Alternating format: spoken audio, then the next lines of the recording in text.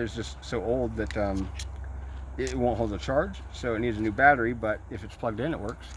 But it's an iPhone 4, not even a 4S.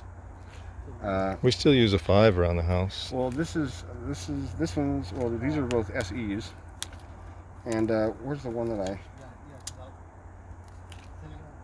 one of these I had, oh, here it is. So these two right here, the batteries don't work on them. So what I did was I took the batteries out, and then I soldered in leads so I could plug straight into like a USB battery pack and use it as a battery. And it worked, but it's you know, you gotta be like really steady, and you gotta have micro soldering skills, and it's just not easy when you live in the riverbed to do so. Yeah, I was gonna change a S7 battery the other day, and you know what? It's pretty complex. They want you to use a heat gun to melt the glue to get it apart, and I was like, no, this is too complicated. All the, you know, I mean, I get it. You know, it's all about aesthetics and also proprietary money, because you kind of have to go to Apple or a certified, which I am Apple certified mobile and desktop, to work on it, because there's special tools involved. You know, like Apple's been using the star, I think it's like a T1, little tiny little star screw on their phones. That's the only way you can get into them, and you can't just go buy them at Lowe's. You know, now I think you can, but you didn't used to be able. I don't think you can at Lowe's. You can't at Walmart. They sell a mobile phone repair kit now for $7. But yeah, this battery came with a whole kit to install it with the battery. It was like $13. $13. Yeah. No kidding.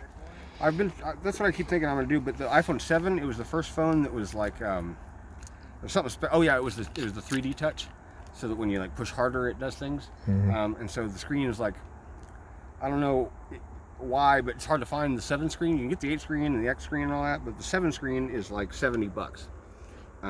So I've not really had $70 to just spare for an iPhone, but that's why I've got the iPad, which was in great shape until the other night after I got out of the hotel and they dumped me off in the river.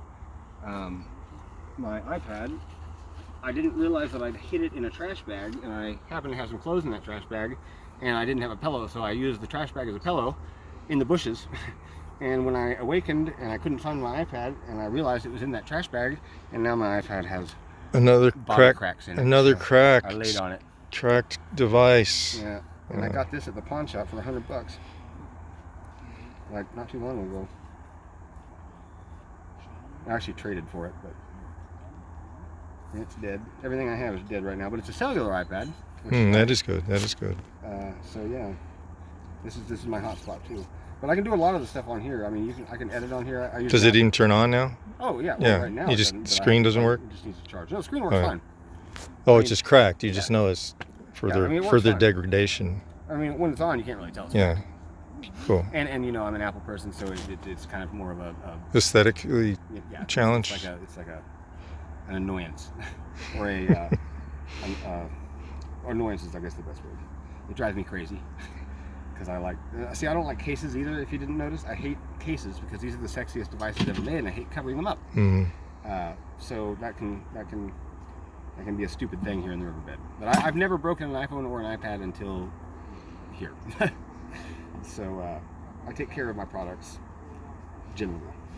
But I've also never been in a situation where I need a pillow and my iPad just happens to be in the trash bag filled with clothes to use as a pillow. So it could have happened sooner. Yes, you need a pillow between your iPad. It's true. Yeah. But there's an app called Filmic Pro, and it's fantastic. I might be able to show it to you because I've got 2% in it. But it's really nice because it gives you full control over the camera on this thing, and it's actually a decent camera. Let me turn the brightness. Well, it's probably going to kill my iPad, but hopefully you can see something. Can you see anything? Okay.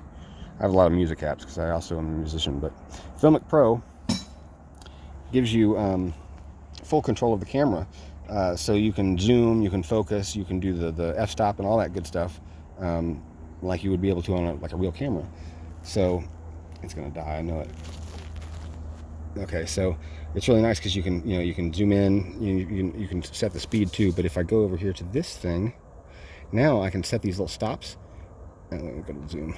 So now I can set these stops, and then let me fix my aperture here. So I can set these stops on here, and then I can do an automated zoom, so it'll go like really slow. and you can adjust the speed obviously. But if I wanted to like set the stops, I could tap set a stop. Oh, like during the narration.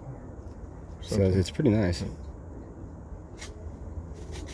And you've slowed it. You've changed that from its normal speed. Yeah, you can go in here into settings and change all these things. It's really nice. You can change the frame rate. You can do like 24, which is what they shoot film in, so it gives that nice film look. Or you could do like you can't do high speed on this iPad, but you could do like 60 frames per second on like a better one. But you've got all the adjustments in here that you could possibly need, and focus too. So you could do like a nice like pull shot. So you've got like your foreground blurred or whatever. It's kind of hard with this one because it's not like its optics are pretty. And we're outside standing here in a riverbed. We are, yeah. Let me see if I got, because I shot a really beautiful shot of my old spot. Let's see.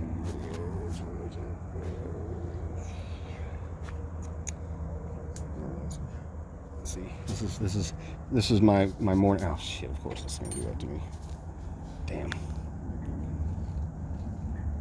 Stupid iPad. I have no iCloud storage right now because I didn't have $10 to pay my bill, so it won't let me download my videos. But this is a really pretty shot of the morning there at my old place. Aren't pretty shots great? And I kind of did like a little pull or a